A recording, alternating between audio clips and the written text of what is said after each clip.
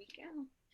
All right, everyone, welcome back to the Live Each Day with Purpose podcast. I'm so excited about this episode. This is a first. I have never had this many people on. So this is very exciting. And it's a topic that's very close to my heart. It's a topic that I've been wanting to discuss for a really long time. And it's basically about how do you raise children in these uncertain times, especially in a time when women, young girls, even young boys are being exploited, and girls are being taught from a very young age, that objectification is the norm. So I want to introduce my guest panelists. First, I want to introduce Chris Wilson, Coach Chris Wilson. He has worked in fitness and health since 1998. After graduating college in the late 90s, he began working as a personal trainer and gym manager for a world gym chain in Connecticut before moving to Tampa, where he met his wife, Samantha, and joined Critical Bench, where he is a content provider for the business. Almost 8 years later, he did just, and so basically after being a part of the business, besides writing programs and helping making products for the business, his number one task was to grow the Critical Bench YouTube channel and upload one video every day, year after year.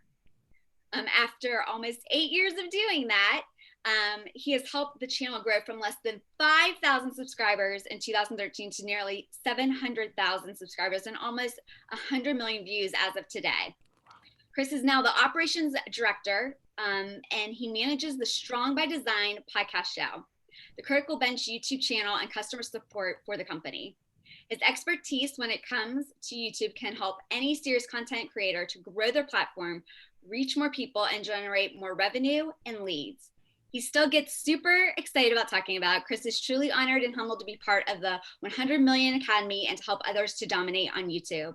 On a more personal note, Chris is a specialist in sports nutrition with the ISSA and a certified kettlebell instructor with the RKC, who resides in Clearwater, Florida, with his wife of 15 years, Samantha, and their beautiful children, Kellen, 9, and Cameron, 5. His passions outside of work is he loves the Lord, which we will be talking a lot about faith, college, and pro football, his dogs and cats, traveling with his family, and listening to podcasts while driving to work. Welcome, Chris. Now, my other guest panelist I want to introduce you to is Danny Vega. He is a native of Miami, Florida.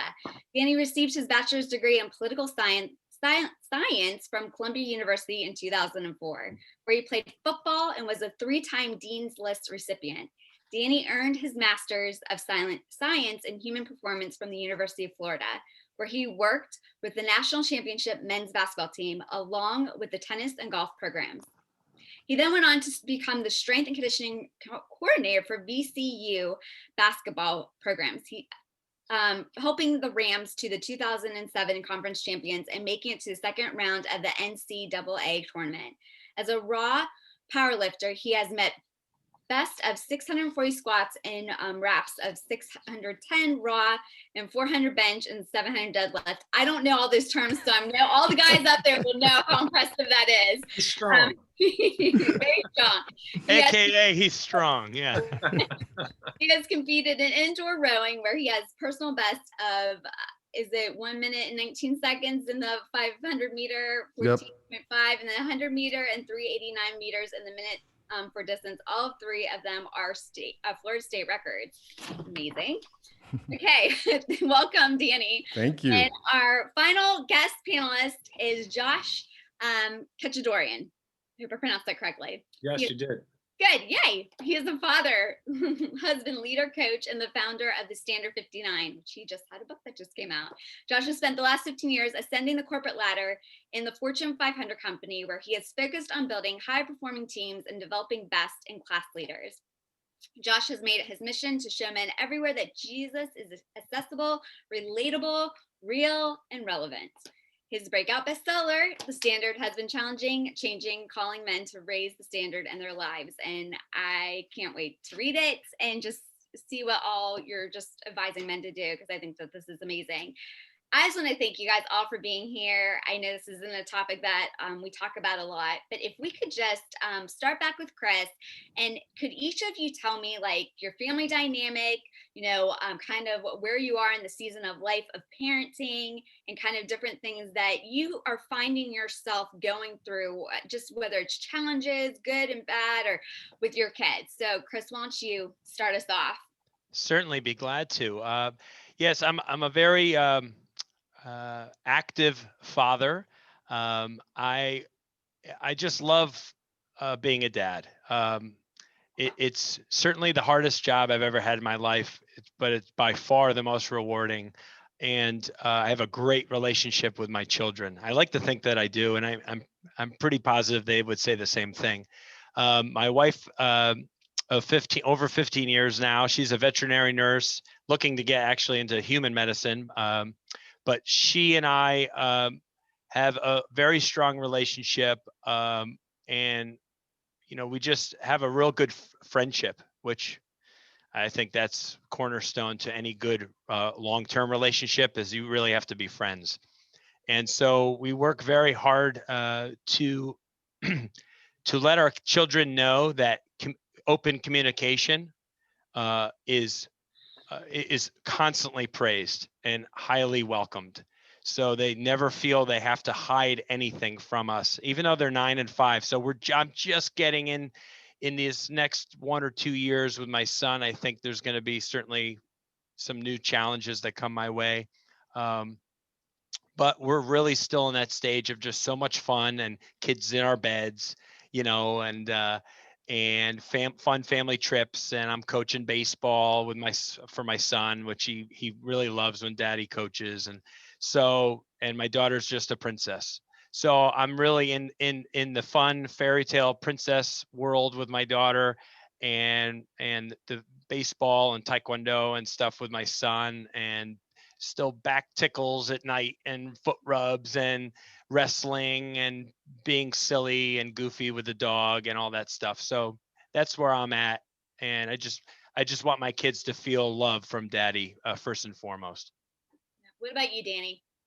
Yeah, I mean, man, so many similarities. I love being a dad. It's definitely been the the responsibility that's brought me the most growth as a person. It's made me so much less selfish. It's made me, just compromise more and just be more patient. My sons are my everything. We've always said this. I used to have a corporate job when I left strength and conditioning, and we've been homeschoolers our whole lives, and it's a choice that we make. And I used to be criticized because people would say, "Well, that's easy for you to say. You make a great living." And I said, "Well, if I made half of what I made, I'd still do this." And when I quit my job and started my company, I made a third of what I made. So I guess I put my money where my mouth is. And so, yeah, it's these times more than ever. It's so important to be involved with our kids' lives. I had a just great example from my parents, and I just have always tried to lift the bar. And with my sons, like Chris, it's very important that we be the ones that they trust. And so we have a very, very open communication. And, for us, nothing is worse than just not being open and lying and keeping things from each other, because we don't have that culture where the way we have our culture is that we encourage it. So yeah, I'm just super excited to talk about all the topics today, because our children are the future. And there's not many things that you can do in this world. A lot of them are out of your control, but for us, one of the most important things that we can do is raise children who, for me, one of my top 5 priorities is raise boys who grow up to be men of virtue, with the heart to serve others. And so that's where our priorities are. Any thoughts, Josh, on that? What about your family dynamic? Yeah, thank you, Whitley. And first of all, thanks for having me on here. I'm honored to be on this panel with these two guys. And I'll start by saying, when I was young, one of my greatest aspirations in life was, I knew at a very young age that I wanted to have a family. If you asked me when I was like a younger guy, like, that was what I was shooting for. I wanted to be married. I wanted to have a family. I knew I wanted to raise children. And now that I'm actually in that position, it's an amazing walk just to walk out, your destiny, and all of us here as fathers. And that's one of our most important calls. So for me, it is one of the most important things in my life that I've been entrusted with, to store this relationship with my wife and with my children. So a couple things, I have 3 children. I have a 12-year-old daughter. Having a girl first is awesome because she's like a little mommy and she's like the babysitter. So she's been incredibly helpful through our whole journey and everything that my wife has been through in terms of our various moves. She was born in New York. My other kids were born in Pennsylvania, where I currently live. So that's been exciting. And then I have 2 boys. I have a boy who's 9, and I also have another boy who's 5. So we went back for our 3rd, and it's just awesome to see the dynamic and the way they're growing up. The one other thing I'd like to share before we really jump into this is I know that your audience are people of faith, and that all of us here today, we've all professed our faith, and that's our worldview and our viewpoint from where we come from. So what I will share up front is one of my core fundamental beliefs that I have for myself, but I also instill in my children, along with my wife, Rachel, where we're on the same page with this. And that was incredibly important for us to be unified in our approach to parenting. And I'm sure we'll get into some of those dynamics in our conversation. But the fundamental core belief is that we both parent from a place where we believe our children have a divine purpose. So that's the worldview we're coming at. So with everything we deal with the situations, with trying to figure it out some days and other days feeling like we're doing a really good job. And I'm here as a learner today. So I want to learn from Danny. I want to learn from Chris. I don't know if any of us has totally cracked the code on parenting and fathering. It's a new adventure every day. Honored to be doing it. But I would say that's the one underpinning belief that I govern by, in terms of I want to instill that sense of divine destiny and purpose that each of my children has a call to fulfill. And I want to do my best to raise them according to that, to see them come into the fullness of everything that God has in their life for them. After listening to all 3 of you, which I'm just so excited to have you guys on here, one of the things that came to mind was, how do you have a strong marriage? And keep that as like important, and making time for that, and especially like how important is a strong marriage in raising kids and them seeing that, and then just also making time for each other. How do you do that? Chris, why don't I start with you? Sure. I just love listening about Danny and Josh. That was, and I already knew Danny pretty well, but it's always fun to listen to how other guys are doing it and having success with it. I think honestly, like I said, the most important thing with in my marriage is to have a friendship with my wife. But I think number one is to always remind yourself of what you did those first 6 months. When you first fell for each other and the way you treated each other, that has to be constantly brought back to life. And those things I think are end up dying in certain relationships. The flowers aren't there, the little notes, the cards, the extra hugs, like I said, the foot rubs, anything that you were doing those first 6 months that made your relationship special needs to constantly be to be brought back, and in some cases resuscitated.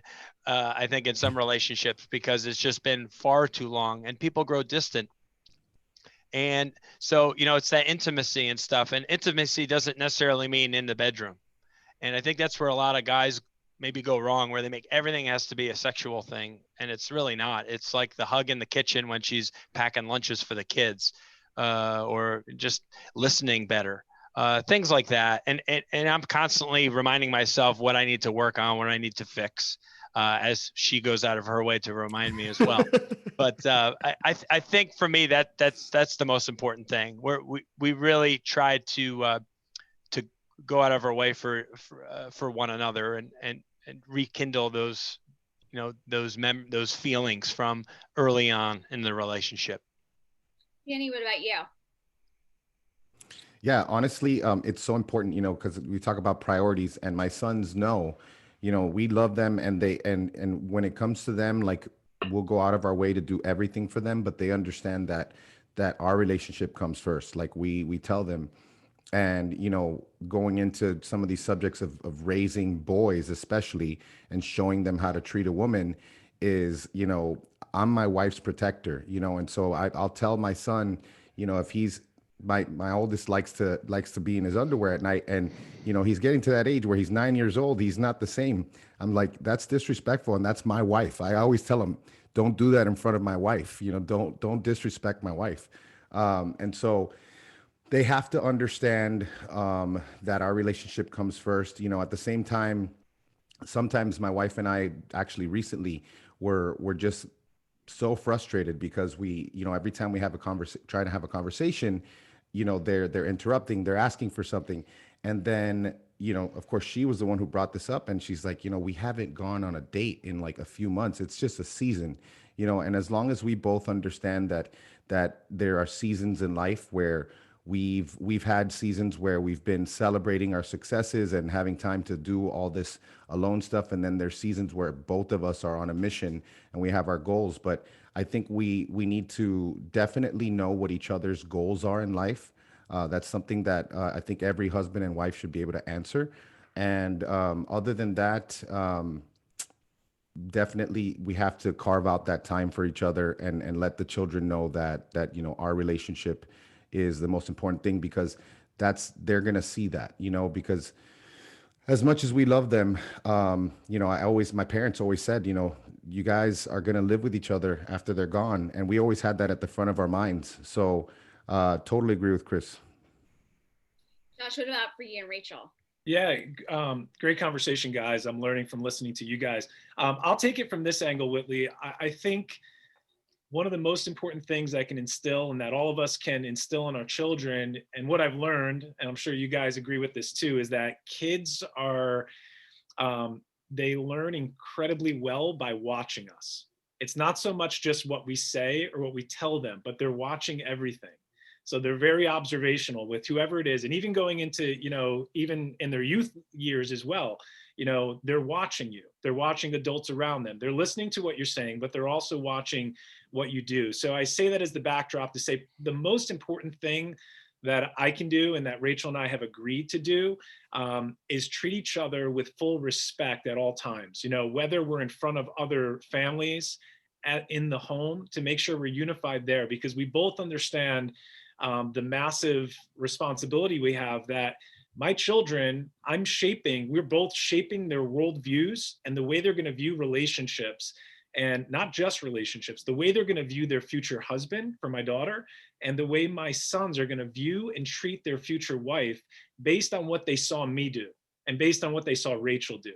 So that's one of the most powerful models I think that I subscribe to. And I remember I had a youth group leader when I was younger, and he always told me that. He's like, hey, if you want to know, like when you're dating, if you want to know how she's going to treat you, like watch the way she treats her dad. And like, I remembered that because I was looking for those things in a spouse when I was starting to date and get to those more serious stages. But now, like, we have the huge responsibility to model that for our kids. So, we can answer all the questions today, and I'm looking forward to getting into it.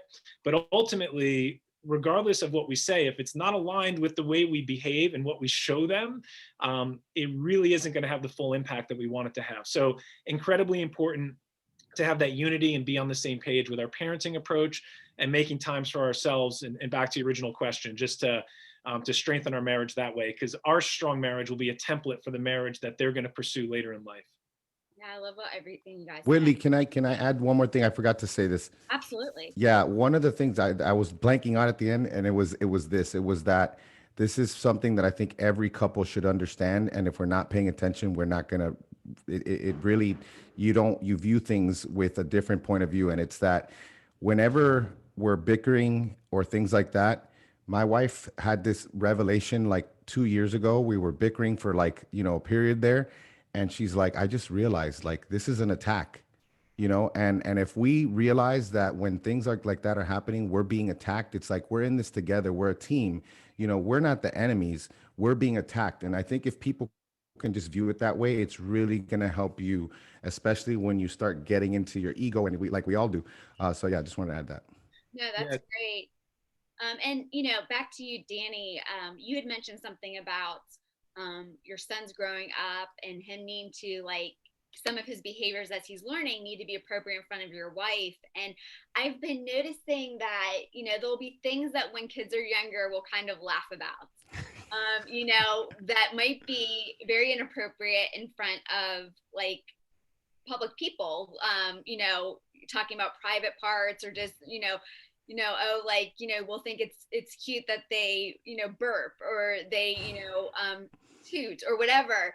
And then they start using learning words to describe private parts. And so they think in their silliness that it's appropriate to be saying it to whoever, whenever.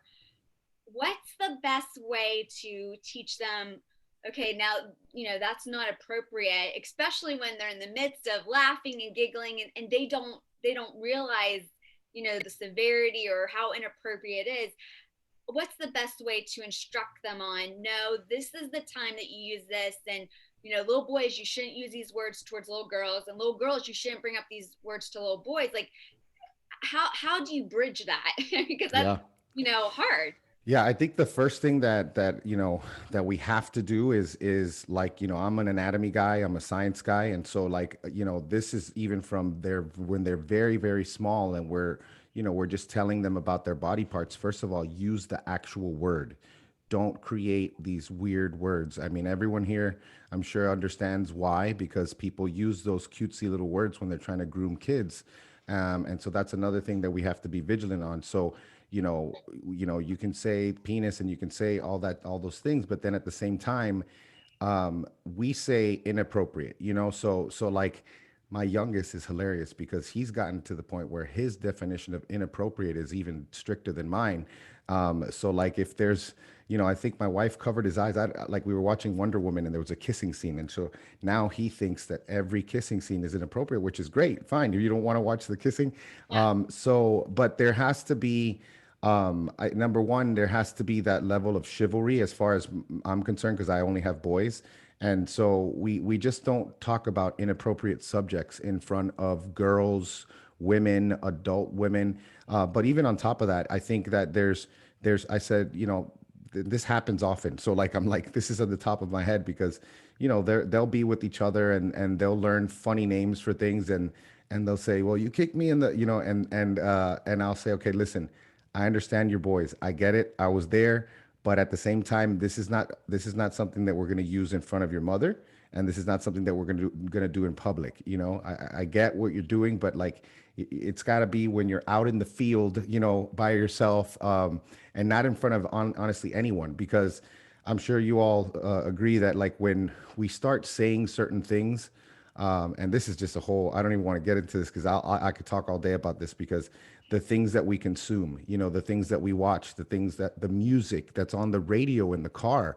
I've had just the revelation that like, I just can't even listen to anything that's not Christian anymore. So because we know that the language that's being spoken on TV and the TV now, I mean, the only thing we watch on TV is Little House on the Prairie.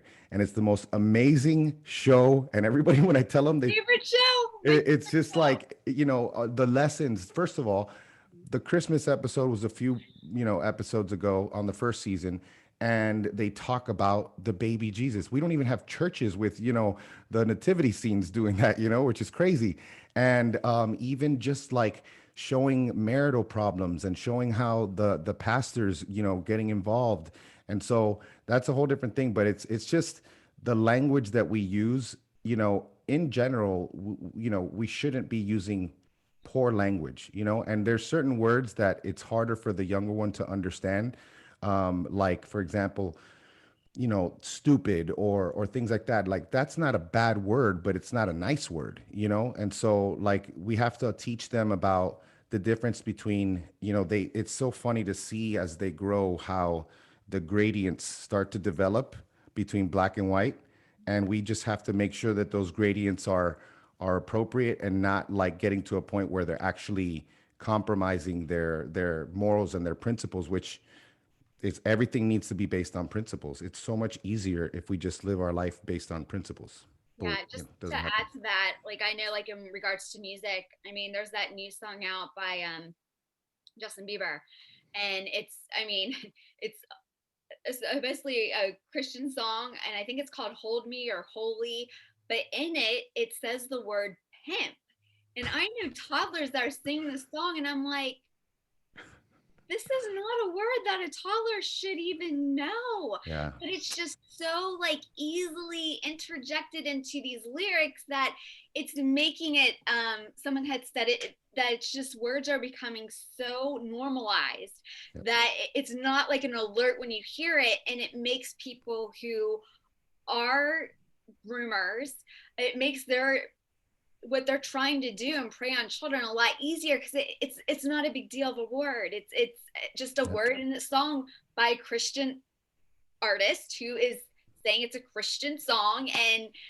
that's the problem that we have, is that we have Yep. it's such a secular Christianity has really taken over, Yep. and there's really no accountability. It's kind of like anybody saying they're Christian, and it's everything goes. Yeah. And I don't think, yeah, I don't think that, I think we've lost the ability to directly communicate. And that's such a big problem, because we should be able to say, listen, like we have a friend who my wife's been witnessing to for years. And, you know, she used to be okay with certain things. And now with a big, influencer girl, Jojo Siba, just came out. She just turned 18. And my wife is like, look, I can just tell you what the Lord has been revealing to me. And I go by the Bible, and I can say that we're all sinners. We've all fallen short, but that's wrong. This is what the Bible says. And we should be able to speak that. We should always, especially if we have a microphone, be able to say that. And, you know, trying to water ourselves down to approach the masses is not gonna, because they're looking for different. They don't know that what they're looking for is different. And when they see that we're not different, why would they want to change anything? Sorry, I got off my soapbox. Oh no, it's so true. You know, I have said on here a lot that, you know, people shouldn't be looking to Christians as like we are the example of Christ, because unfortunately we are the worst example of Christ. We are sinful people, and so we will not be the, you know, correct example of Jesus Christ. We fail every single day. And so really when they're needing an example, they need to be looking to scripture, not to us. And too much they're looking to people who have been idolized or put up on a platform, who actually a lot of times they're speaking out both sides of their mouth, or I mean they're just become these secular you know, leaders that are just not saying the right example. Chris, like what do you think, like what are you, you know, in regards to language, how are you navigating that? Yeah. Accountability is really big for my wife and I.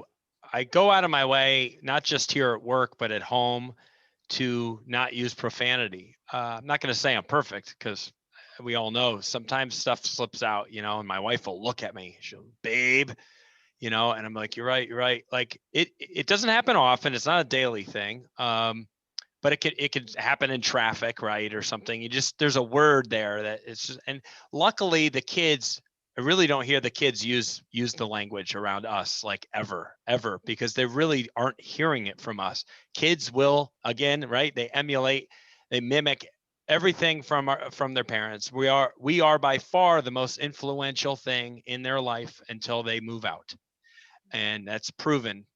And so the better job we can do as their mentors, uh, as their leaders per se, um, as their coaches, uh, then, you know, then they will fall in line with that, and they'll get a better sense of what's right, what's appropriate, what's wrong, what's inappropriate.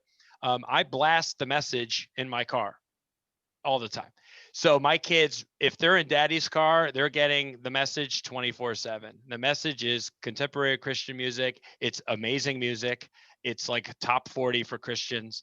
And they really don't even associate that with Christian music. But every song they're hearing about Jesus and God, and they know daddy loves it and daddy sings to it and daddy turns up the volume, and they have grown to really like that stuff. In mommy's car, mommy does a little bit more kind of traditional radio, but I try to make sure that I'm planting seeds as often as I can in just little ways, so that I know that they're going to be exposed to things in the world when we're not around that I'm not in love with, or I don't agree with. But I think they're going to always be able to kind of reflect back on, like, oh, like that's not how daddy does it, or that's not what daddy says, or that's not what mommy would think or say.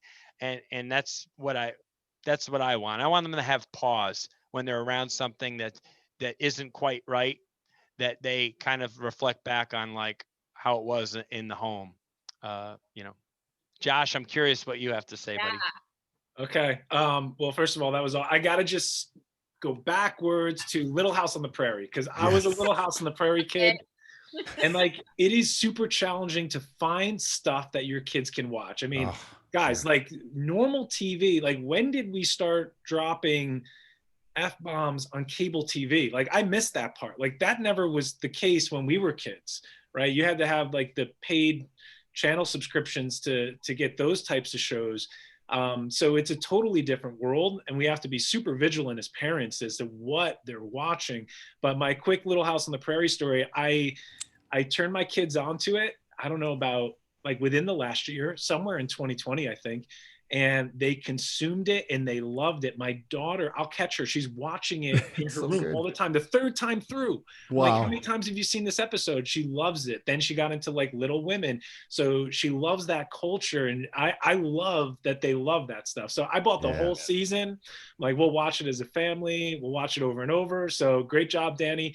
And yeah, like I love, and also passing down traditions, right? Like, so we grew up like that. So it's good to give it to them too. I never saw it, so I'm watching it for the first time. I love it. Oh, wow. Yeah, amazing. Get the movie too. They made like 2 movies. Oh, They're right. actually really good. Dude, Michael Landon, I wanted him to be my dad. Dude, he's perfect. He handled everything so perfectly, man. He's the best. It's awesome. When he died, I had a funeral for him. I was heartbroken. If you like Little House on the Prairie, you'll like When Calls the Heart. They're books by Janet Oak, and they are produced by Michael Landon Jr., his son. Okay. The same. What Calls the Heart? When Calls the Heart. And it's through Hallmark. I don't. Oh, I saw those previewed. Yep. Okay, I don't recommend all of Hallmark. Another kind of bring in a lot of other things that, you know, same-sex marriage and relationships, but it is Michael Landon Jr. It is Christian-based. It's the same thing. I feel like it's like the second part to Little House on the Prairie, and I mean, I just love it. I think it's in its 7th season. And I have like basically spent the holidays rewatching like season after season. And I do it mostly when I'm having to do my Bible study, because it's just so like calming and comforting, and it's clean, which is, it can't get better than that. Not even on network TV do you get clean stuff. Like, no, you can't. I mean, I'm a big DC Comics fan. Supergirl, Arrow, none of these shows, like, you can't even watch. They have full storylines that are just not even applicable to the characters, to the story. And it's such an agenda driven thing. I mean, we canceled cable 3 years ago, but you know, we still got the Netflix and the other things. And the other thing about Little House that I think is good for kids to see is Laura Ingalls Wilder. Like, her life was very hard, you know, and that stoic attitude that is just so important for people to just realize, like when their son died. I mean, that the fact that happened in the episode, like the whole thing, and just they start, I think it was Psalm 91 that they're just starting to quote, you know, and like, that's what Michael Landon does, right, Chris? Like, he, you know, his son just dies and he just starts quoting scripture. And you're just like, man, I wish I was like that. You know, I'd be, yeah. He was a very like, you use the word stoic. Yeah. Stoic is just like quiet strength. Yeah. And just like seemingly as hard as it might have been, like for him, as it would be for any parent to lose a child, like to be strong for others in the moment and keep yourself collected. And he was just such a great character portrayed on television that it's like anybody would fall in love with somebody like that. It's just a great human being. And that's what our children need to see. They need to see great human beings. And because there's a lot of not so great human beings in social media and network television. And so that's holding on to people like that is so important. It's amazing that there is that much faith in Little House on the Prairie. And they also talked about a lot of issues that, they talked about sickness and they talked about sexual assault, a lot of things that really other people weren't talking about, at that time. But Michael Landon was actually not a believer, but his son is. Wow, I didn't know that. I thought he did that show Touched by an Angel. I never saw that, but I remember when I was a kid when Yeah, no, he was not a believer, but his son, through, watching his parents' difficult divorce, and, he spent a lot of time on the set, Little House on the Prairie, and then, coming to know God and wanting to, he actually there was some interview done years ago, and he wanted to be a hands-on dad because his dad wasn't. His dad had been married multiple times, and so his dad really wasn't there. He got to see him on set, but not really have that close relationship, and he decided to do it differently. So he became Christian, met his wife, had kids, but had the love that his dad had for making those types of movies, and that's kind of where we have One Calls the Heart. So it's really neat to see that, and that he's able to kind of carry it on. So especially for all of us who love Little House on the Prairie. Shows you what an incredible actor he was then. If the range. The producer, the director, I think he did everything. Yeah, he did. Yeah, he did them all. Yeah. Talented guy.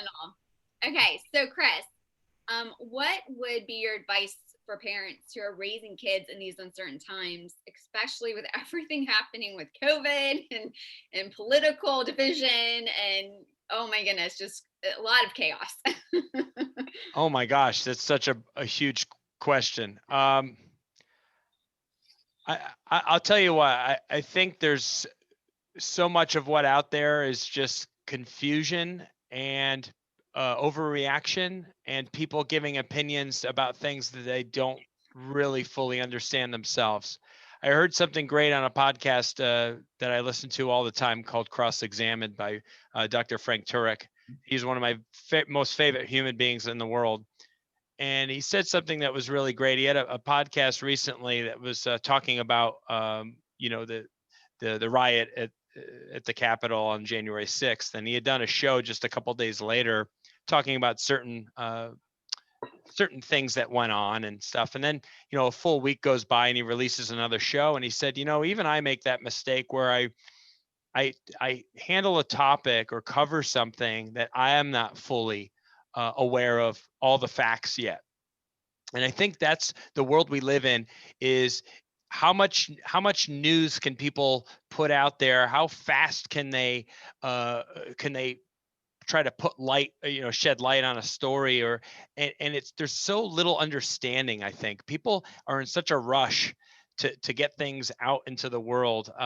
And I think so much of what's reported on and what the people that are reading and what we're listening to in the news, it's just a lot of filler information, background information, and not a lot of credible sources on things. So I think take everything with what they say, like a grain of salt. Like, realize that some of what you're hearing or most of what you're hearing might have a lack of credibility or a lack of truth in it. Truth is great, and that's what the Bible is, right? The Bible is a book of truth. And the further we get away from that, which we have in our culture over the last 100 years, the more dangerous information gets. And I think there's a lot of dangerous kind of information floating around right now. Yes, I agree. Interesting that you mentioned Frank Turk. I actually know him. I attended the same church with him at Southern Evangelical Seminary, where the late Dr. Norman Geisler actually was the pastor. And so, years ago we attended it. But yeah, I know him. He's a great guy. Great guy. He is a great guy. I had him on our show like a couple years ago, and I just read his book and I was so excited to talk with him. So I love Jersey guys. That's my whole family growing up is from Jersey. So I just love his personality. So witty, so smart, such a likable human being. Yes, very much. Danny, what about you? I mean, what advice would you be giving parents in these uncertain times? Well, it's interesting because, like, we talk about like the uncertainty and really the fear that just has permeated our culture so much. And it's interesting to see. I saw a video. There was some personality walking through Europe, and he was so appalled. Oh, not Europe, through, I'm sorry, through Egypt. He was so appalled that no one was wearing masks, for example. And, he's really concerned, and he's asking all of them. And now we're talking about Egyptians. They're, all, Muslim, majority are Muslim. And they are all like, no, we don't accept this. We know that our God will take care of us, and so we're not doing that. And I'm not equating that to not wearing masks. I think that, for example, I don't even want to get into that because there are definitely people that would be served by that. In fact, I have a friend who's also a believer who, her father was in an old folks, or grandfather was in an old folks home where everybody had that attitude, and he passed away. And so, there's no parsing away the fake, and actually looking at what things would really work for someone. And for example, in his example, maybe he should have been wearing a mask because he was at risk. But I just brought that up because I thought that it was so interesting to see that, these people that supposedly hate us for our freedom are actually exercising this freedom of just putting God first and not living in fear. And it's interesting also to see that, we're doing Romans in our Bible study, and there's people everywhere who are not living in fear, and they don't even know the law, and yet they somehow obey the law, which is, I think, interesting. Now, as far as what you said, Chris, like, I have a buddy who's a special forces guy. I love him, and he's like, whenever something happens, depending on the severity of it, I'll give it anywhere from 2 weeks to 2 years. I'll file it away, and then I'll come back and I'll look at it and see what really applies to me and what the lessons really are. But as far as oh, and then one more thing: do not put faith in humans. We always put faith in God. And the last thing I'll say, as far as uncertainty and chaos, is we should always be asking, and this is something I've been trying to drill into my son's head on everything in life, but in this situation specifically, is not why is this happening? Why is this happening? We should always ask God, God, what do you want me to do with this? Like, what's my role in this? Where do I belong here? And because his ways, we don't know his ways. We can't comprehend. So we have to just always, we can try to intercede when it's, when things get tough, but we should always ask God, what do you want me to do with this? Okay. What's my next step? Like, help me. I'm open. Yeah, I like that. Josh, what about you?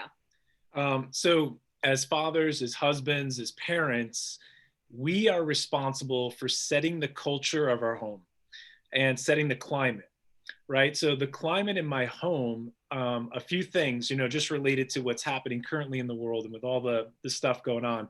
Number one, it's a safe environment, right? So they're safe when they're with daddy and mommy. They're safe when they're in our house. They don't have to worry about anything. Their needs are met. And that's also giving them their paradigm for how they view God, right? Because we are providing all their needs. They don't have to work right now. Food's on the table. They have shelter. They have everything they need. So in terms of that climate and that culture, we create that as parents, despite what's going on, despite even what's happening on the news when they're watching it with me, and as they start to see what's happening. And obviously they've been through a roller coaster this year with school, on again, off again, and all the different things, and missing birthday parties and all that stuff. But here's the thing, and I'll hit on something Danny said, which was great.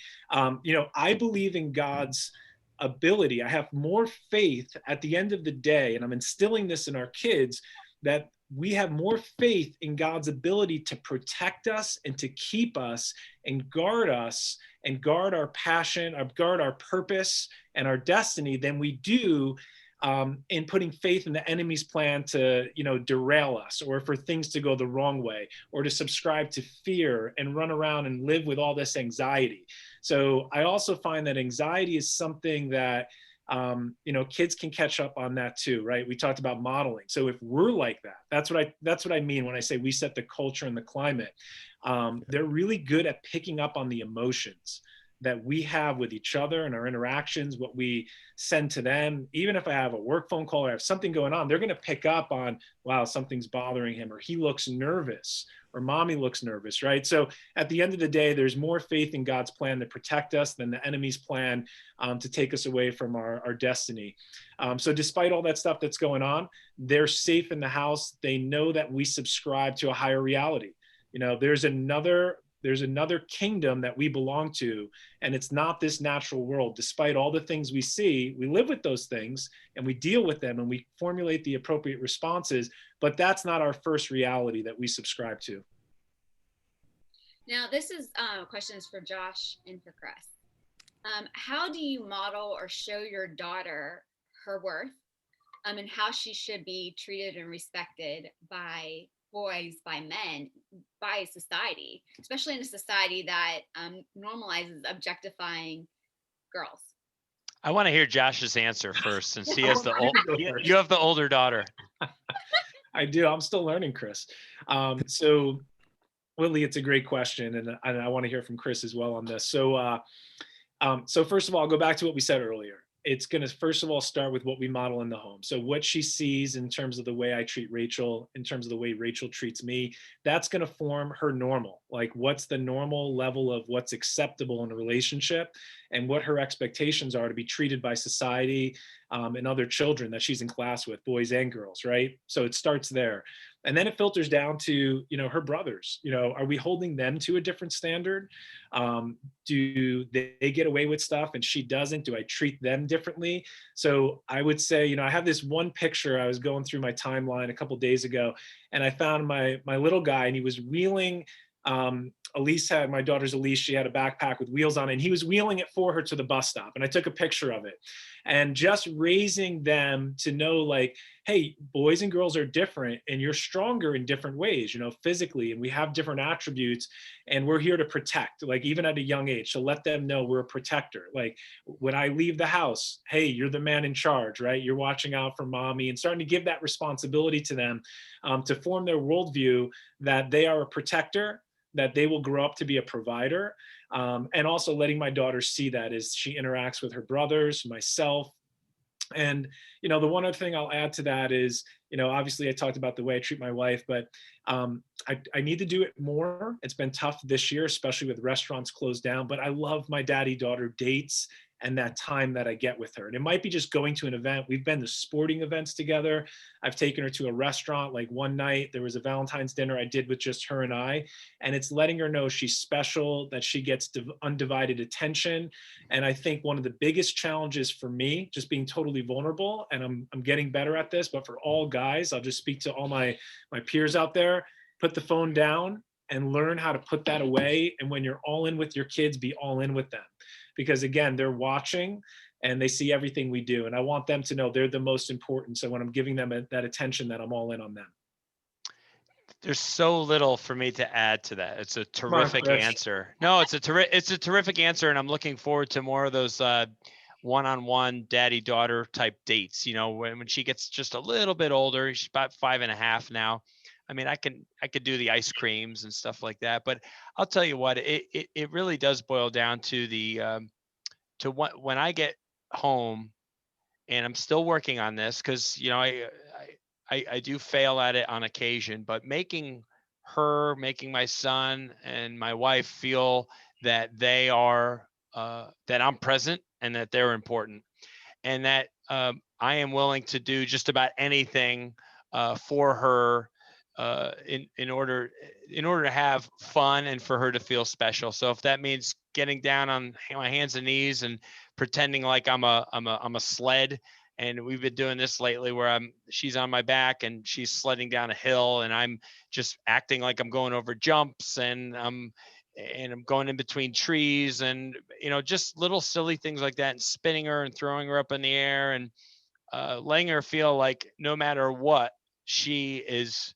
protected and safe. And when daddy's home, you have absolutely nothing to fear. at all. And it's just, and there's a great connection between my daughter and my wife. My daughter absolutely adores her mommy, but I I want my daughter to always feel like that when boys are around, whether it's my son or myself, that there is an extra uh, I don't know, just an extra courtesy or an extra consideration, whether that's a door that's opened or just anything little that you can do to help each other out. Like you said, the rolling of the bag, little things like that the boys can pick up on and that she can see and feel. Um, that's just, to me, that's normal. That's what I grew up with. I grew up with, men hold doors open for women. I grew up with that, and I want to keep that alive. And so I thought Josh's answer was fantastic. Like I said, there wasn't much more to add to that. I thought it was a very complete response. So just that, showing that love in all those different ways and being fully present when you're around is just so vitally important. I've noticed that there's been, there's always a lot of focus on, the girls and, treating them with respect. And a lot of times um, we lose sight of the little boys. How men, before they're men, they're little boys. And they kind of sometimes get overlooked with, being, taught to be gentle or, that's all about toughening them up and making them tough and don't cry and don't have emotions and you can't be sensitive and you can't be gentle and no, you shouldn't be cooking or baking in the kitchen with mommy. And I think that's wrong. I think the way that little boys learn to become those gentle and kind and sensitive daddies is by being treated that way and being told it's okay to cry. It's okay to have this emotion. It's okay to, you want to help mommy in the kitchen. You want to help fold clothes. You want to help do this. You can do that. You're still a boy. You're still going to be a man. It doesn't take away your manliness. And I think in a society that very much teaches that men are men based on how many women they sleep with or how many fights they get in or how many people they overpower is so wrong. So you all three have sons. I mean, Chris, you have one son, but like you all are a dad of a boy. Tell us, what are you doing to show them that they're not kind of discarded or just like less, have less worth or importance as a girl? What are you doing to show them that they have worth too and that they matter? Like, what are you doing? Danny, why don't we start with you? Well, yeah, first of all, I totally agree with the baking and the cooking. Like, I think what makes it like, and this, I don't even know if this would happen anymore because nowadays everything like gender is just blending in together. But like making the little kitchen and baking thing like all pink and stuff, like why does it have to be that way? I mean, I think the majority of the top chefs are males. I think it's more male than female. So like, why would I just burst my son's bubble if he wants to be a baker or or a chef? So there's plenty of things, and also like you said, showing that that it's time to listen and understanding the differences between communication. Like boys, and even nowadays it's so hard to just generalize, but this tends to be pretty true. Our form of communication is very direct. If you don't do what I like, I punch you in the face and then we move on. Like, and then my wife grew up in a house with all girls, and that it was her sister and her mother, and she had to get used to a lot of different things, but a lot of things were left unsaid. And then there was this you know th- there's, like you said, I think it was Chris or Josh, one of you said about how we have different strengths.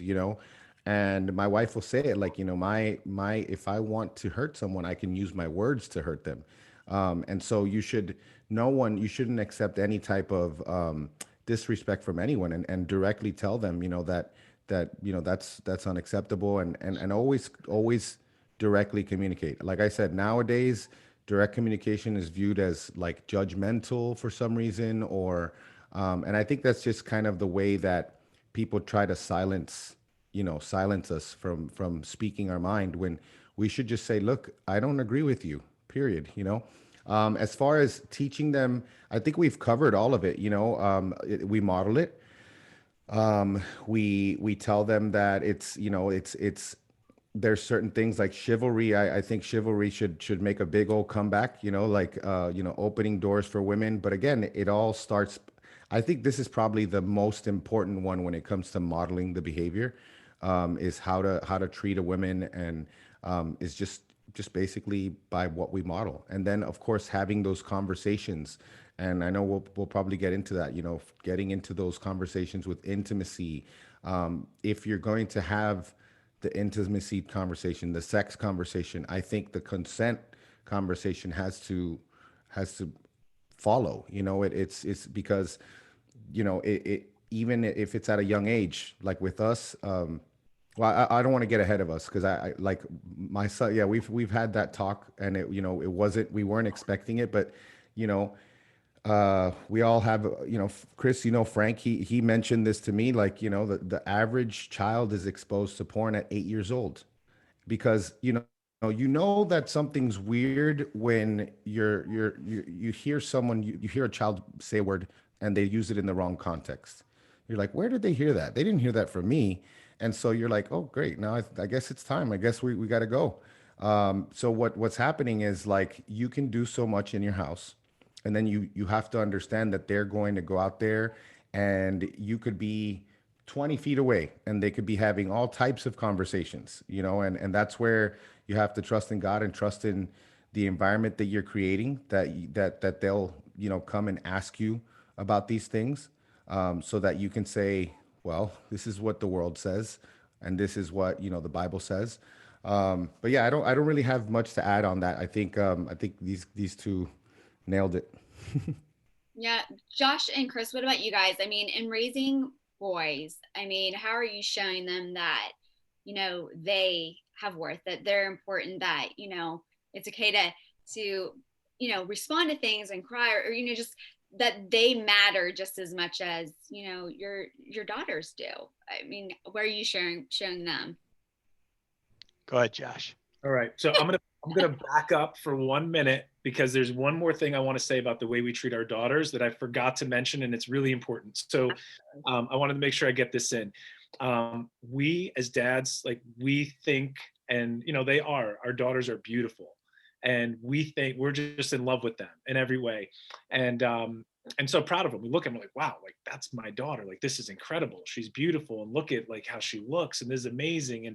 And one of the things I noticed early on, and I caught myself, I actually had a discussion with my wife about it. I said, you know what, I got to be careful when I'm always complimenting my daughter on her looks, because even though I think she's beautiful, I really think she is, I don't want her to only hear that from me, that it's always based on an outward appearance. And I said, wow, I'm actually forming something. If I keep doing this over and over and over, I'm going to form that her value and her worth comes from what she looks like that day. So I stopped. I still do it intermittently, but it's not the center point of all of my compliments. So now I praise very specifically when she does something well. We're playing basketball, her grades, the way she cooks. She cooked an amazing meal for us on New Year's Eve, which was awesome. So all these things, I just wanted to put that out there, because we do it as a default. We don't think we're doing anything wrong, and we don't mean anything. We don't mean any harm to come from it, but I think we need to be aware of it. So I wanted to get that in real quick. That's a great point, Josh. I'm glad you said that. Oh, thanks, Chris. This is what I've learned, is that we, men and women, boys and girls, are fundamentally different. Everything about us, what our desires are, our expectations, the way we communicate, the dreams we have for our life, the way we're wired, the way God created us, even the way our bodies are made, obviously.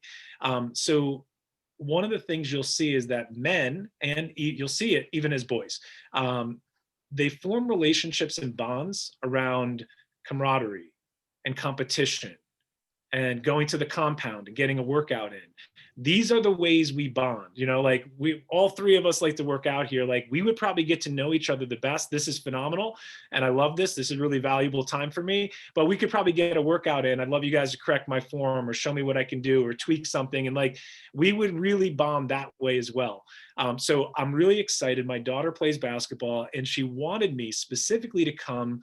They won a game and there was going to be a pizza party after the game. She's like, I said, hey, parents are invited. Can I come? And she's like, no, I want you to be there.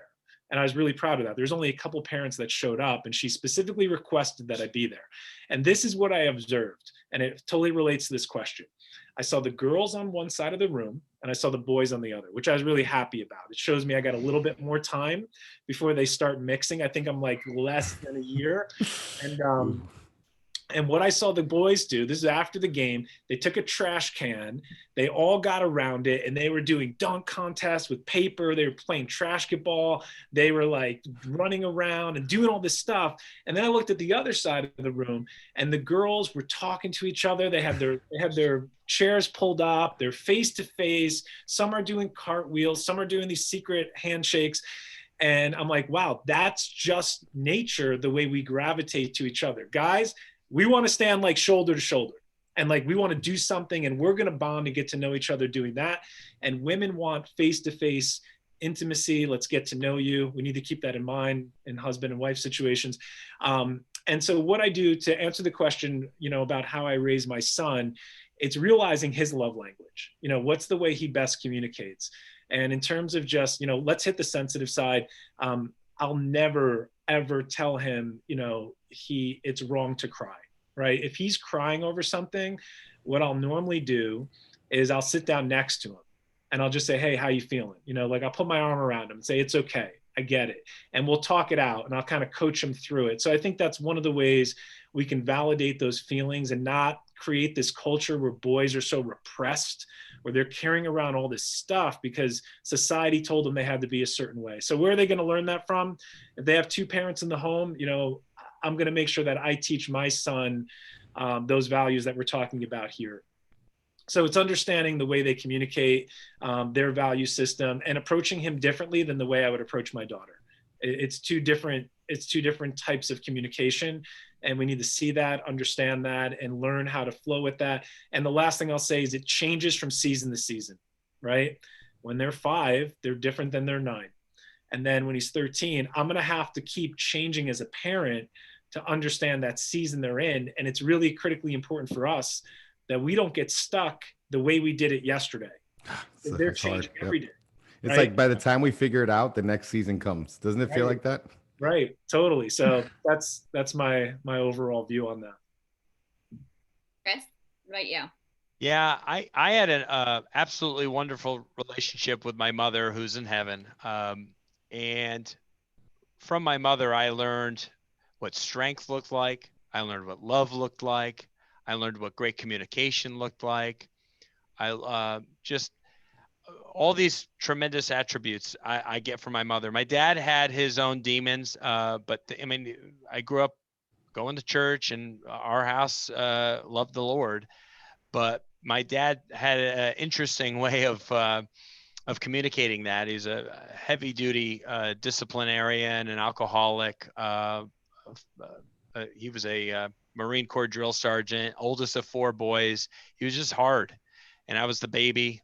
So my brothers took the brunt of most of that. I had 2 older brothers.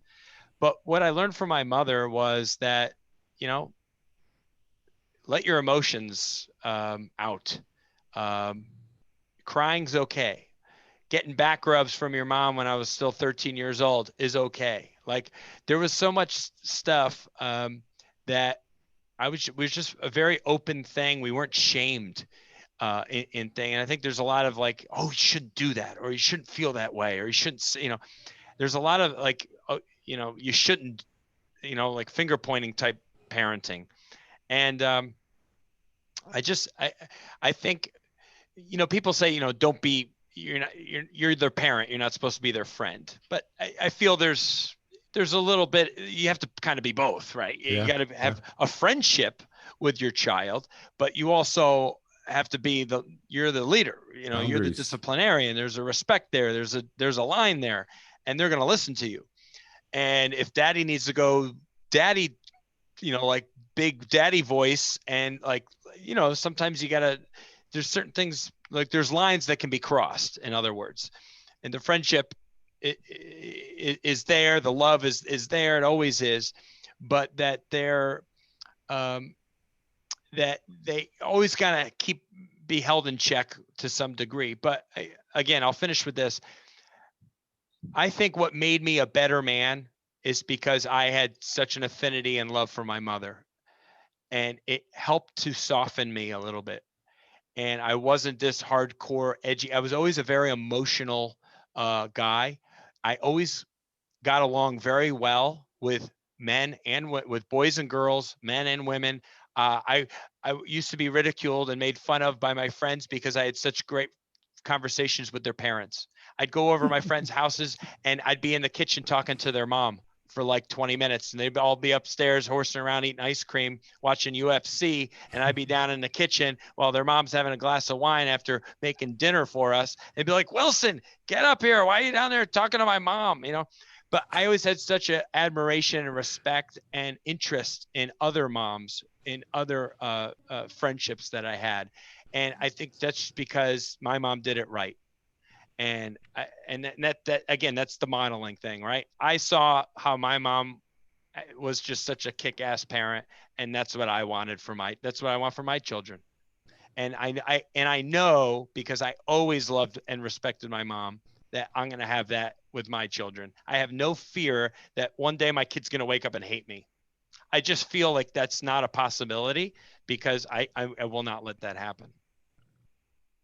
You had mentioned about, when to have that talk, the sex talk, and talk about intimacy, but then just how important it is to also have the talk of consent. Tell me about that. When is that time, and how do you do that? I wouldn't have been able to tell you when it is, but it for us, it happened at 8, just 3 months before his ninth birthday. And it was kind of funny because, like we said, that, it was obvious that there were children, they go to jujitsu, they have ukulele class, they have, all these homeschool co-ops and different activities that they're doing.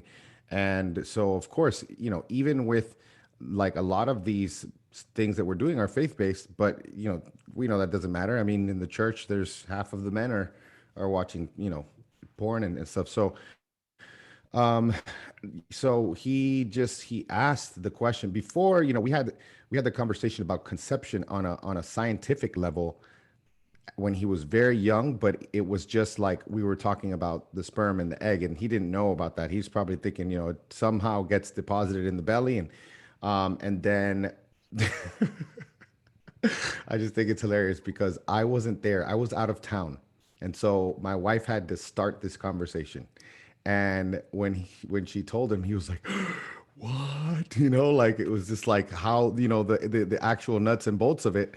And this is something that is done between a man and his wife. That's the most important thing. And just going to what the Bible says about it. Like, what does the Bible say, about premarital sex, and being very transparent that we didn't do it that way. And we went through a lot of unnecessary pain. Like, the more and more time that passes, the more I realize like how, and I think it's preparing me because my father told me so many things. My parents told me so many things that they really just didn't want me to learn on my own. And we pray that they don't have to learn things the hard way. But I still, even when things were at the front of the, just really important topics, I still had to learn the hard way. And that's I mean, I can't imagine God's role in that, where God is just like seeing all the things and knowing all the things that are going to happen, and still, giving us that free will. And that's what we have to do with our children. But it started with that. We talked about that. We talked about, marriage and adultery, and how blessed our marriage could be if we really, don't don't mess with it before it starts. That was the first most important thing. And then the second thing is the consent thing, and just understanding that, I think the consent conversation is made very easy if we're within a marital situation, because now we're talking about, this is not like this thing that happens now, like with, swipe right. I can't even imagine if that was available when I was young. That would have been a disaster for me. I would have just, my goodness. But but with that being said, knowing that, we all have there, there, yes now does not equal yes for always. And there will be times when yes, when no means, well, the most important thing is no means no. You can try to do the thing that every guy will probably try to do and try to change the person's mind. But when someone tells you no, you have to understand, you have to respect that boundary. And it just, it's something that it's, not only is it wrong, just wrong morally, it's wrong, and you can get in big trouble, without even crossing that line. People are, can get in trouble without even crossing that line, and telling them just how serious this is. So we had that conversation. There's books, and we get into the conversation because we also had to talk about pornography, because we knew that someone saw something. So we just, thank God, our boys are open with us, and especially my oldest, he's so smart. They're both so smart, but like, Desmond has a way of really grasping things very quickly, as far as like when it comes to the world and stuff and how things work. And but still being diligent to know that, like, not take for granted what we think they understand, and really going deeper, and then talking about, why is pornography wrong? Like, that is not sex, that is not how God describes sex. And it's obviously an awkward conversation to have, because now your son knows that you're having sex, and it's just kind of weird. But like, knowing that God celebrates that, and that's so important. But what is being shown is not what that's not what sex is. And so, even getting into some of the details of, like, the things, the way that is used to exploit women and exploit men too. I mean, a lot of the time, these people they're not consenting to it, and it's being shown. And it starts to change your brain. It starts to change the way, you view the other sex. So I mean, there's a lot. There's a book called Good Pictures, Bad Pictures. I don't know if you ever heard of that one, that we have. It's a good, very tiny little book that goes into it and breaks it down. But I don't know if there's an age. I think it just has to be like anything. We have to be engaged. We have to always be, just having conversations about things. And going back to what I said before, just one more time, like, be transparent. The worst thing that I think can happen is for your child to view you as, put you up on this pedestal as this person that they could never live up to. And then when they make a mistake, it's like this disappointment. I'll never live up to that name. And, we've told our sons everything. My wife and I struggled with addiction, and we've told them that. So I think that's important. And it's just part of that culture of, like, look, I messed up. I own up to it. And, going back to what Josh said, or actually, Chris, you said the accountability thing, always having accountability. Josh, Chris, do you guys have anything to add to that? Go ahead, Chris. You can take this one. I'll jump in after. I'll let you go next. Yeah. My mind's just racing because I when I look at my son as a 9-year-old, he's still, we build Legos together and we still horse around, and he likes to go out and just kick the soccer ball or throw the baseball and do little boy stuff, And so I haven't felt, he's in 3rd grade. He's old for 3rd. His birthday's in October. So he's kind of an old 3rd grader, which I kind of like. I like that he's old because he excels, and he's just such a smart little guy. He's in gifted programs. He's really got a good head on his shoulders, and a very sweet, he's sweet. And I mean that, and he knows he loves animals. We're really big. We have a dog and a cat, and my wife grew up on a farm with animals. Like, she's an animal nurse. So we're really big into animals. I think you can learn a lot about a kid in terms of how they treat and care for a pet. And you when you have to take care of something and honor it and respect it. And so I feel like that conversation will probably happen here for me in the next year or so. But my wife and again, he sees intimacy on a very light level, with hugs and kisses. We do group family hugs all the time, like back rubs and tickles and all things like that. And I think he has a sense of some things, and maybe probably some things that he hears at school or has heard that he's maybe not willing to open up or share just yet, because little kids will have their little secrets. But um, again, knowing that the communication is welcomed and he's praised anytime he comes to us with anything.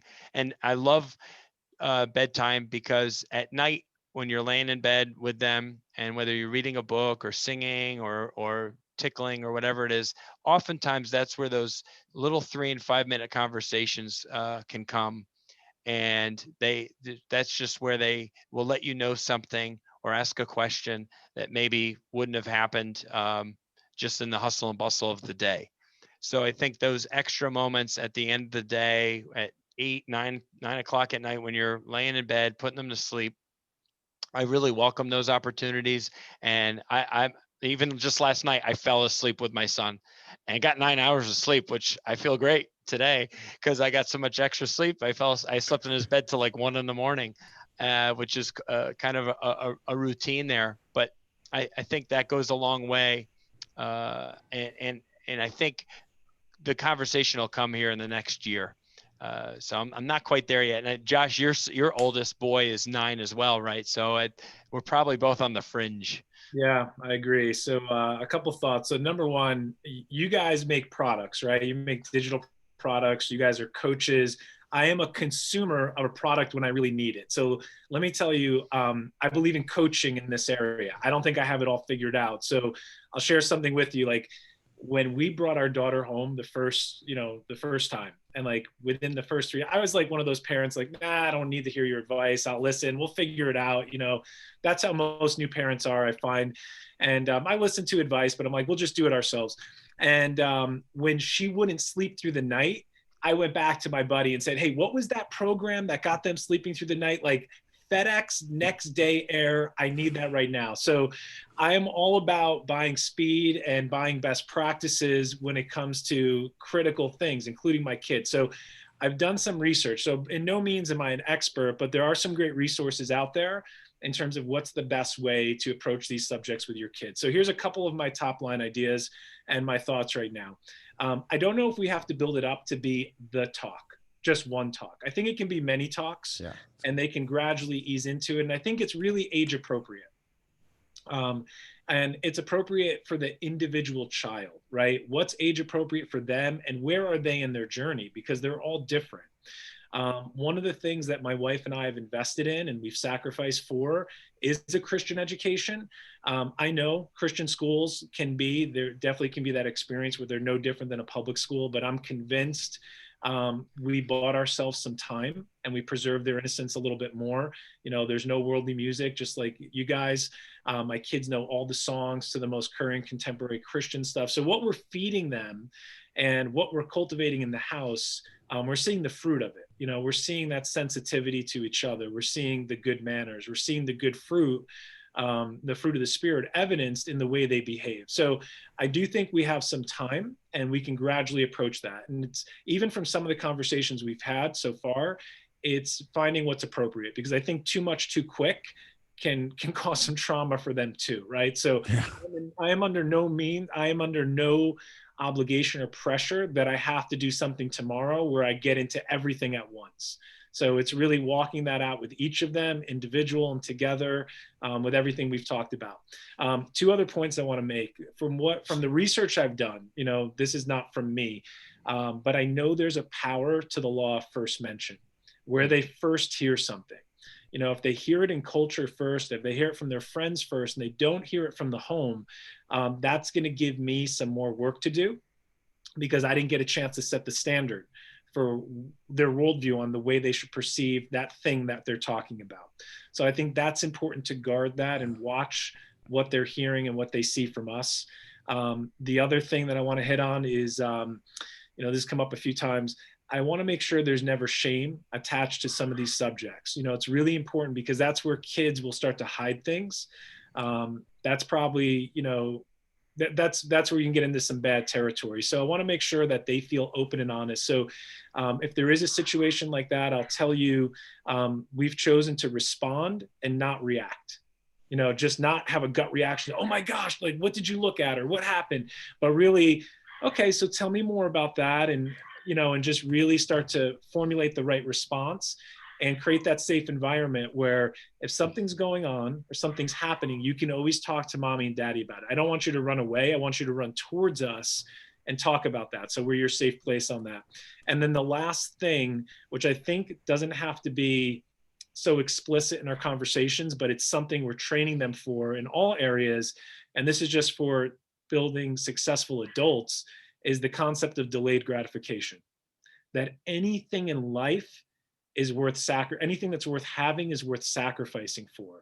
And raising our kids with that purity and that mindset to keep themselves for marriage, and to really understand that there's this concept of delayed gratification will bring the most ultimate reward in many areas, not only in marriage, but in business and in all aspects of their life, to live a disciplined and diligent life that will yield the right reward at the right time.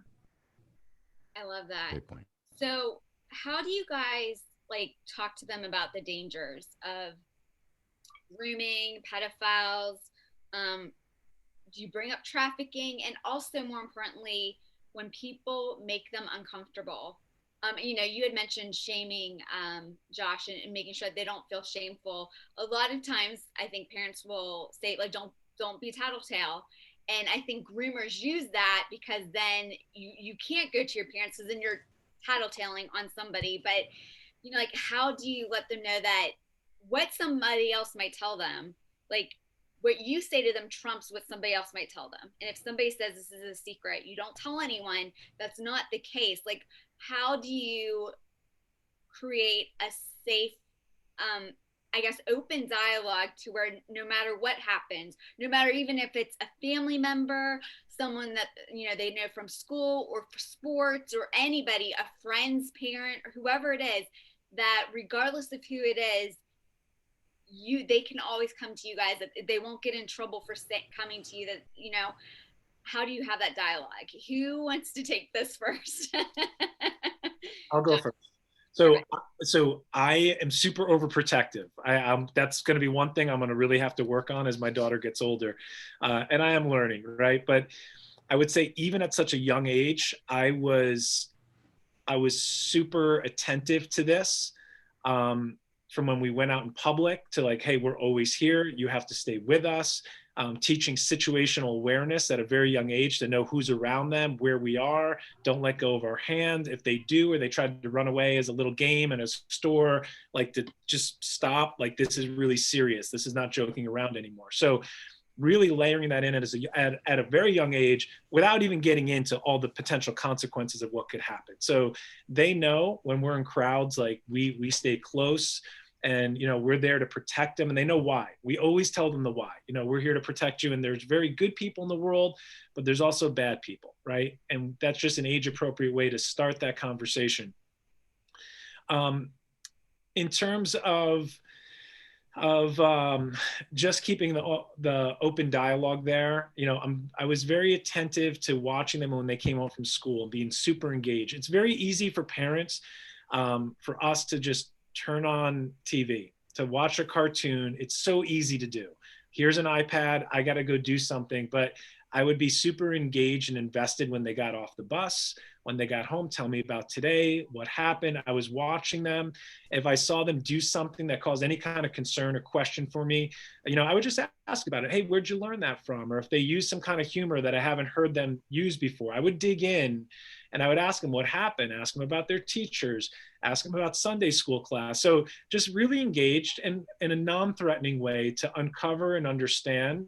and make sure they understand, appropriate behavior and inappropriate behavior. One more point on this, because we're all Christians here and we're raising kids, and we understand the spiritual implications of everything. As they get older, I'm raising them to have discernment, not just natural discernment, but spiritual discernment about people, places, and things.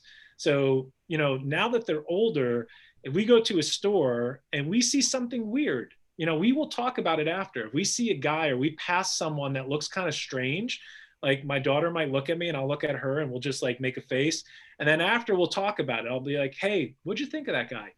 And like, that was weird, Dad. And I'm like, yeah, that was, how'd that make you feel in your spirit? Like, what'd you think about that? So I'm teaching them spiritual sensitivity to what's going on around them. So I think ultimately it comes down to situational awareness, but not just in the natural, spiritual and natural, to keep an eye out, to understand who's around. And so far that's good. So I think they're starting to showcase that protector skill within themselves to watch out for each other. And that's what we're doing over here. Chris, what about you? No, that's terrific, Josh. I would give you a solid A for your efforts there. And I think all three of us see me, and I know Danny is, are very protective. We're just, Danny's like a lion. He's got a lion tattoo. I mean, he'll bite your head off if you look at his kid the wrong way, I bet. But I take great pride in that to some degree as well, that my children know like that daddy's a pit bull, and like, if there's something amiss, if there's something around us that's that where safety is an issue, like I'm going to confront it and confront it quickly. And I'll out myself here. There was a short period of time several years ago where mommy, when we go to like Target, mommy would want some mommy time at Target to shop. And so daddy had both kids. So what do daddies do? Daddies play games with their kids, like hide and seek. And guess what? We did that a little bit. Now, like I'm on one side of the store and they're on the other. It was like we're in the boys' clothes area, and we would like hide and seek in the boys' clothes area. And then after like, I don't know, maybe that went on for a few months or whatever at a certain age, my wife and I talked about this, and it was probably, I want to say we did a podcast episode on trafficking or something like that. And I stopped it cold because I realized like something is as simple as that, as innocent as that, as a daddy just playing peekaboo hide and seek with his children at a department store could result in something catastrophic where I'd lose my mind and it would be my fault. And so we stopped that, and we had conversations about it with the kids. Like, when we go to Home Depot, when we go to Target, when we go to the store, we're not going to do the hide and seek like we do at home anymore. It's because we need to always know where you are and that you're safe. And as Josh said, there's a lot of very good people in the world, but there are some bad people, and bad people can take children and take them away, and we'll never see you again ever, and not know where you are. And that would be so scary for mommy and daddy. And we drilled that into their head that that's a very real possibility, and those things happen. And again, we're not being transparent. Like Danny said, I'm just going to tell you exactly like what the world looks like, and not, it's not always, roses and rainbows. Sometimes there's some evil stuff that goes on, and we need to consider those things. And there's some things that are, that we shouldn't be able to do in public, that we can't do in public, that we can still do at home, with safety and more control. Yeah, Chris, I even role played scenarios with my kids, like, hey, what happens if someone comes up and says they lost their dog? What happens if someone pulls up with a puppy?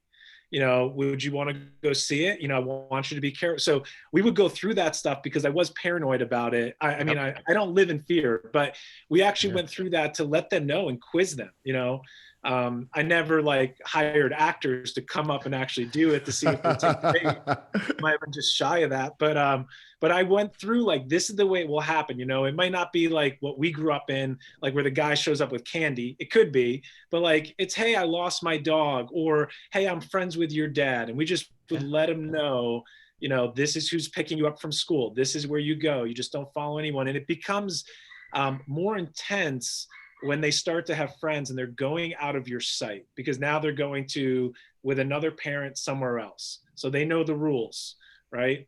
And iPhones are great for that. You know, find my iPhone, I'm watching, I'm seeing where they are. Even if they go for a bike ride in the neighborhood, I'm watching everything. And we have to. It's great. Yeah, absolutely. 100%. Kenny, what about you?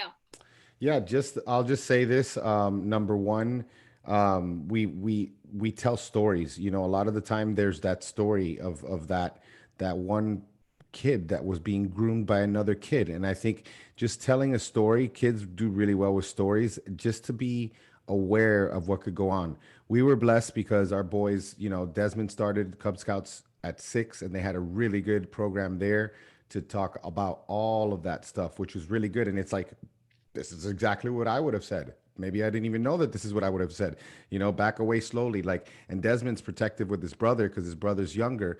And like, if a car's slowing down, you know, they start to back away closer to the house. So all of those things, like, you know, Josh said, situational awareness, and just, you know, we don't want them to develop this cynical view of the world, but they need to know that there's a possibility that there's people that wish to do others harm. So it's something that you balance out. Number one, you need to give them. I mean, I think it's so important to give them freedom. And we had someone on our podcast. I forgot, Lenore Skenazi. They call her America's worst. I think she might have been self-dubbed America's worst mom. And she wrote a book called Free Range Kids, and it's on the other end. It's very, very like, you know, letting kids do whatever. But I think it's important to let them, you know, give them some leeway. But like when they don't do the things that I asked them to do, I was very upset once because they didn't tell me exactly where they were going to go. And then I didn't know. And then it's been years since it's happened. And it happened like a week ago where I expected them to be at the next door neighbors. And, you know, it's also because the mother's she's a warrior, not my wife, but the next door neighbor. And she's like, where are they? And I'm like, oh my gosh, now these kids are going to make me look bad. And then I find out that they're playing basketball at the other end. And so I went and I just went halfway and I called them. And then when they got close, I had to go really hard on them, really hard to let them know and then of course, like any other discipline, is just telling them, listen, I do this because I love you. And it's very important. I've always told you, let me know where you're going, where you will be. You know, that's basically all I have to add to that. Yeah. What do you think is the biggest issue that parents are facing raising kids these days? Who wants to take this one? I mean, you all can answer it, but honestly, I think for us, it's very simple. It's just, you know, kids, we need to teach kids principles. You know, we need to just have principles. And I think it's, you know, a lot of parents want to be with the times or whatever. And I think if we just, it's easier to teach them how to live with principles, period. You know, when they live with principles, they don't have to worry about personalities or certain situations. Just go back to your principles. And ours are found in this book called the Bible. So I think it's just like, you know, and reading the Bible with your kid. By the way, Chris, I was reading, there's a book called the Action Bible. I don't know if you guys have seen it. It's like a huge comic book. And we were reading the Daniel story today. And I was like, oh, we're going to, you know, this is why I got my tattoo. So when we got to that part, they were all in it. Oh, that's great. And that's called the Action Bible. Yeah. And there's a devotional too, the Action Bible and the Action Bible devotional. Yeah. Amazing artwork. Amazing. Dude. Yeah. We love comics. So it's just, that's great. what about you, Josh?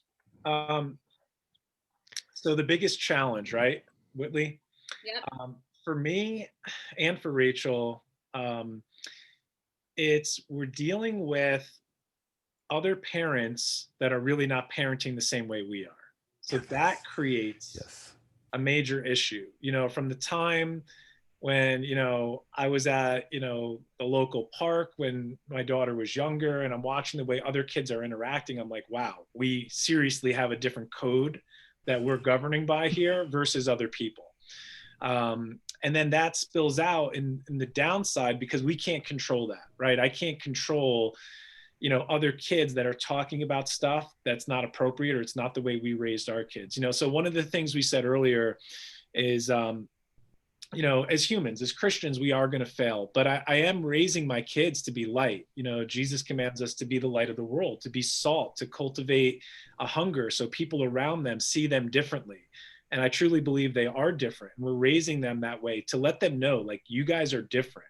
You can't do it the way everyone else does. And this is why. And we explain that to them. And that's really valuable and important for them to understand. And so the toughest challenge for us is when, there's parents that just parent totally different, or they're not parenting, and their kids are talking about stuff they shouldn't be talking about. And it kind of pulls things in the fast forward, or it creates issues where we have to do more at home. So I don't say that selfishly, but it creates this environment where we have to do, different types of parenting and teaching and instructing, because what other kids in their age are doing around them. So it's a challenge. Yeah. What about you, Chris? Yeah, my answer, very similar response to Josh. I should just say ditto to what Josh says. I feel like, honestly, I think it's the line between the cool and popular thing versus the right thing, and the honorable thing. And, kids are so influenced by something that wasn't even around for us, right? Social media did not exist until the mid 2000s, when I was already, 30 years old. So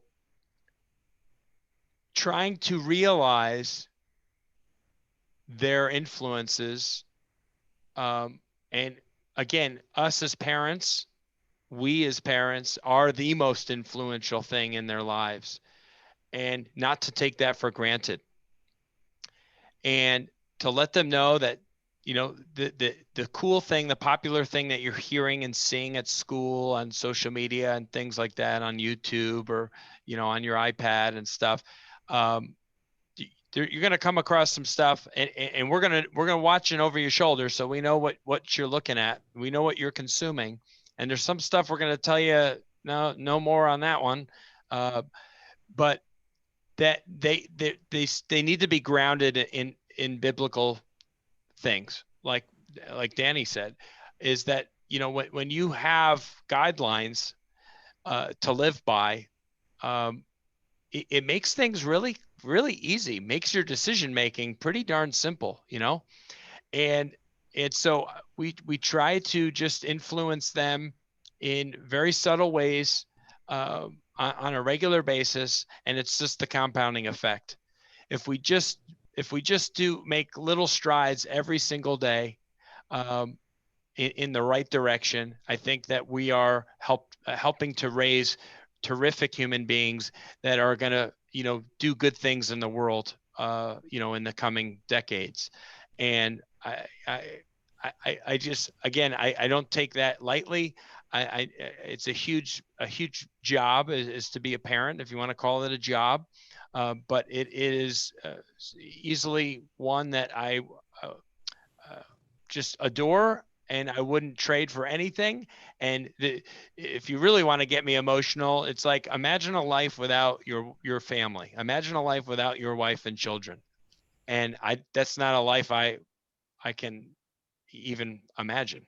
So I kind of put it back. I look at myself in the mirror and, like, how good of a husband and a daddy were you today, and just do even better tomorrow. Because every single day we wake up and put our 2 feet on the ground, we have a choice to make, So honor God today and everything that you do. And I have 6 things. I'll close with this. I have 6 things, accountability things that I have. 3 of them are faith. 1 is health. 1 is financial, and 1 is relationship.